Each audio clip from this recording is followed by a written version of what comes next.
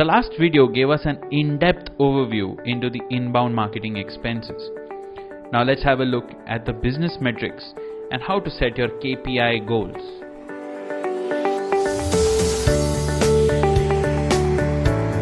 In our previous section, we went through the different elements that will constitute your inbound marketing budget.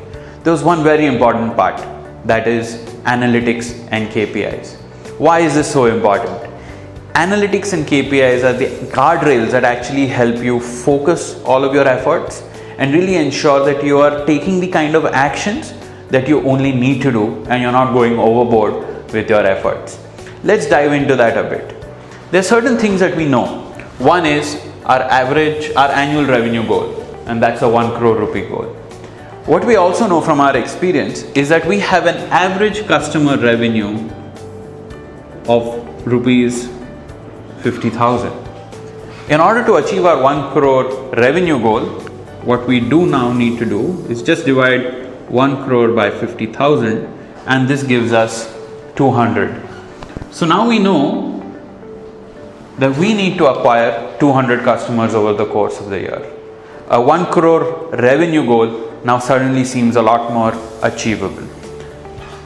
Our experience with our sales teams have told us that in order for them to achieve these 200 customers, they need to generate twice the number of opportunities. So here we have opportunities for one deal is 2. And that means when I multiply 200 by 2, we get 400 opportunities. These are the number of opportunities that we need to create.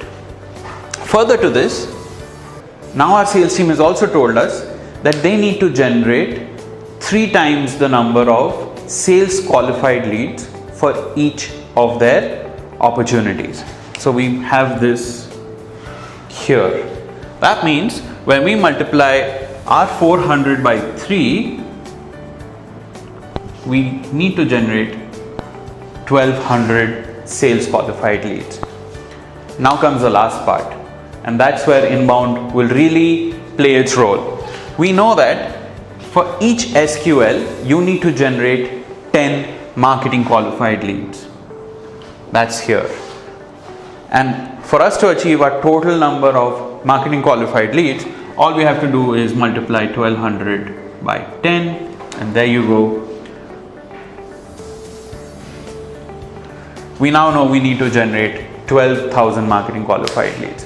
What this does is it tells us that in order to generate a 1 crore rupee revenue, you really don't need to go all out, guns blazing, trying to reach everyone.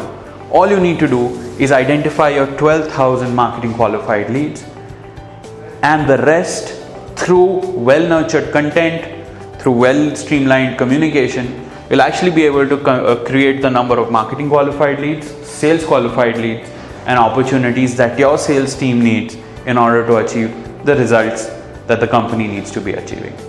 As a side note, there may be many of us who are not clear of what a MQL, SQL, and opportunity is. Let's just take a minute to dive into that. An MQL. MQL is a marketing qualified lead. What is a marketing qualified lead? An MQL is a person who has taken a certain amount of action, who has taken and consumed your content and is now ready to actually move on to the next stage of the buyer's journey, by probably indicating that he would like to even interact with your sales team. That is a marketing qualified lead. Now, when you pass on these number of marketing qualified leads to your sales team, and your sales team has interacted and understood their requirements in further detail, the sales team is further able to qualify them to really decide and to evaluate whether they're ready to become a customer for the company.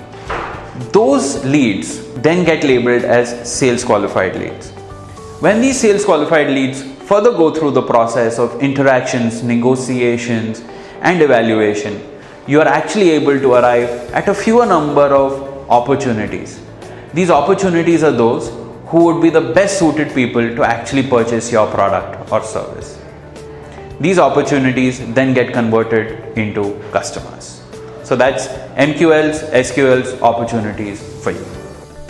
In this video, we saw details about MQLs, SQLs, and opportunities. Stay tuned with us. We're going to bring you more videos related to this topic.